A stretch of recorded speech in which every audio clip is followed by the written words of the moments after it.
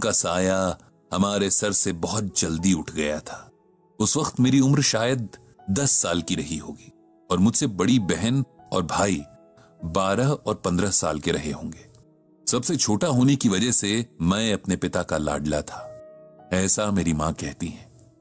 और कहीं न कहीं मैं भी इस बात को महसूस करता था। तभी तो पिताजी के अचानक चले जाने का सदमा कई साल तक मेरा मन संभाल नहीं पाया था। हालांकि हमें यही बताया गया कि पिता की मौत एक एक्सीडेंट थी, लेकिन मैंने कई बार अपने मामा और मां की बातों में सुना कि उनके सौतेले भाइयों ने जमीन के लालच में उन्हें मरवा दिया था। हमारे पूछने पर मां ने हमेशा इस बात को टाल दिया, बल्कि हमें कसम दी कि कभी किसी से इस बारे में जिक्र नहीं करेंगे।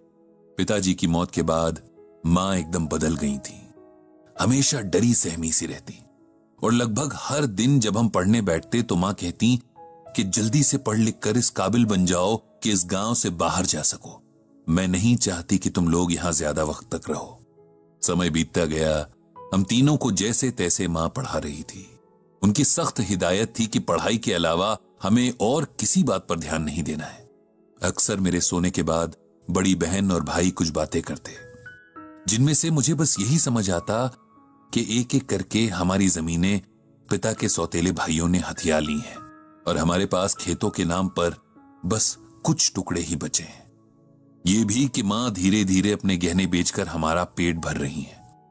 इन सब बातों को सुनकर मुझे बहुत दुख होता, लेकिन मैं किसी से बता नहीं सकता था।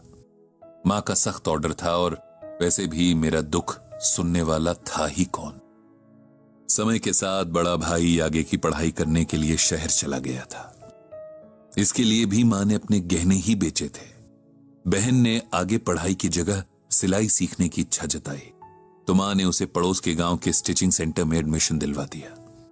मां खुद उसके साथ जाती और उसकी वापसी के वक्त तक केंद्र के बाहर बैठकर इंतजार करती, फिर दोनों साथ ही वापस आते। मैं बहन को चिढ़ाता कि इतनी बड़ी होकर के भी अकेले आ जा नहीं सकती। मैं नहीं जानता था कि मां किस डर से उसके साथ जाती थी। मैं, जिसने हर वक्त मां से बस यही सुना कि किसी तरह इस गांव से निकल जाना है। खेतों के नाम पर जो चंद टुकड़े बचे थे, मां उनमें बहुत मेहनत से फसल लगाती। हालांकि उनसे फसल के नाम पर कुछ भी ना निकलता, लेकिन मां उन खेतों को बंजर नहीं छोड़ना चाहती थी। तो कहती कि उनके स्वर्गवासी सास ससुर और पति की निशानी है ये खेत, इन्हें जब तक हो सकेगा आबाद रखूंगी। मेरे बाद तुम लोग जो चाहे करना। मैंने उन खेतों के प्रति मां का गहरा लगाव महसूस किया था। जितनी देर वो खेतों में काम करती, खुश दिखती, घर लौटते ही उनके चेहरे पर अजीब सा डर और उदासी फैल जाती। इस दौरान भाई की ठीक ठाक नौकरी लग गई थी, तो उसकी मदद से घर के हालात संभलने लगे थे। मेरी स्कूल की पढ़ाई पूरी हो गई थी और मामा ने बहन के लिए भी कोई अच्छा रिश्ता देखकर उसकी सगाई करवा दी थी। अब मुझे भी गांव से बाहर जाकर आगे की पढ़ाई करनी थी। बहन की शादी के बाद मां को एकदम अकेले ही गांव में रहना होगा, ये सोचकर मुझे बहुत बुरा लगता था। भाई के लाख समझाने पर भी मां हमारे साथ शहर नहीं आई। उनका कहना था कि वो खुश हैं कि हम लोग गांव से निकल गए, अब वो आराम से रह सकती हैं। गांव के घर में पिताजी की यादें हैं जिन्हें छोड़कर वो कहीं नहीं जाएंगी।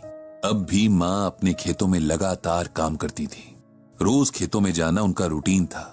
जैसे मंदिर जाकर शांति मिलती है, उन्हें इन खेतों में वही शांति मिलती थी। मुझे गांव से निकले कई साल बीत गए हैं। मैं अच्छी नौकरी पर हूं, मेरे भाई बहनों के अपने परिवार हैं और मां अब भी गांव में है। लेकिन मेरे पिता के सौतेले भाई और उनके बच्चे उसे परेशान करने लगे हैं, उन चंद खेतों के लिए जो हमारे हैं, जिन पर मेरी मां ने इतने साल अपना प्यार लुटाया है, जो उसके जीने की वजह है।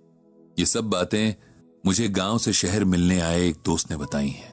मेरे भाई का कहना है कि मां कभी नहीं चाहेंगी कि हम किसी लड़ाई में पड़ें, और वो भी नहीं चाहता, क्योंकि अब उसकी अपने परिवार के प्रति जिम्मेदारियां हैं, वो उन्हें निभाना चाहता है।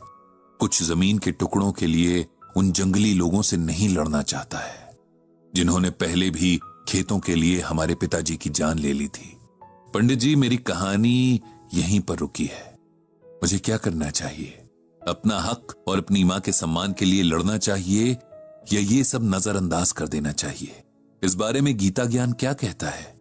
मुझे उम्मीद है आप मुझे कोई अच्छी सलाह जरूर देंगे। आपके जवाब की प्रतीक्षा में, उदय। उदय के पत्र को अच्छे से पढ़कर उसकी परिस्थिति को समझकर पंडित जी ने उसे जवाब लिखा। प्रिय उदय, तुम्हारी जीवन कथा पढ़ी, तुम्हारे संघर्षों ने मुझे प्रभावित किया। अब जो सिचुएशन तुम्हारे सामने सवाल बनकर खड़ी है वो लगभग वैसी ही है जैसी सिचुएशन में भगवान श्री कृष्ण ने अर्जुन को गीता का ज्ञान दिया था। तुम्हारे लिए गीता ज्ञान के महासागर से ये मोती चुनकर लाया हूं। इसे ध्यान से पढ़ो, समझो और अपने आगे का रास्ता तय करो। हतो व प्राप्स्यसि स्वर्गम जित्वा व भोक्ष्यसे महिम तस्मात् उत्तिष्ठ कौन्तेय युद्धाय कृत निश्चयः। यह श्लोक गीता के दूसरे अध्याय से लिया गया है। इसका अर्थ है कि हे अर्जुन, यदि तुम युद्ध में वीर गति को प्राप्त होते हो तो तुम्हें स्वर्ग मिलेगा, और यदि विजयी होते हो तो धरती का सुख पाओगे। इसीलिए उठो हे कौन्तेय और निश्चय करके युद्ध करो। अर्जुन भी तुम्हारी तरह संदेह की स्थिति में थे कि क्या करें। एक तरफ उनके और उनके परिवार के सम्मान का प्रश्न था, तो दूसरी तरफ युद्ध भी अपने ही भाइयों, मित्रों और गुरुओं से लड़ना था, जिसकी गवाही उनका मन नहीं दे रहा था। तब भगवान कृष्ण ने उन्हें समझाया कि धर्म युद्ध में एक पक्ष को चुनना ही पड़ेगा, क्योंकि एक समय के बाद अन्याय के प्रति चुप रहना समझदारी नहीं, कायरता कहलाता है। मैं तुम्हें यह श्लोक सुनाकर किसी के प्रति हिंसा के लिए नहीं उकसा रहा हूं, बल्कि श्लोक के जरिए दिए गए संदेश के भाव को समझाने की कोशिश कर रहा हूं। युद्ध हमेशा हथियारों से नहीं लड़े जाते हैं, और अगर जरूरत पड़े भी तो हथियार की जगह अपनी बुद्धि और दूसरी क्षमताओं का इस्तेमाल किया जाता है। डर कर चुपचाप अन्याय सहने से कहीं ज्यादा अच्छा है न्याय के लिए लड़ते हुए हार जाना। तुम्हारे पास तुम्हारी शिक्षा ही वो हथियार है जिससे तुम अपने परिवार के प्रति हुए अन्याय का बदला ले सकते हो। इससे तुम अपना आत्मसम्मान भी बचा लोगे और अपनी मां के प्रति अपनी जिम्मेदारी का पालन भी कर पाओगे। इस लड़ाई में अगर तुम हार भी गए तब भी तुम्हें एक संतुष्टि रहेगी कि तुमने अपना पूरा जोर लगाया था।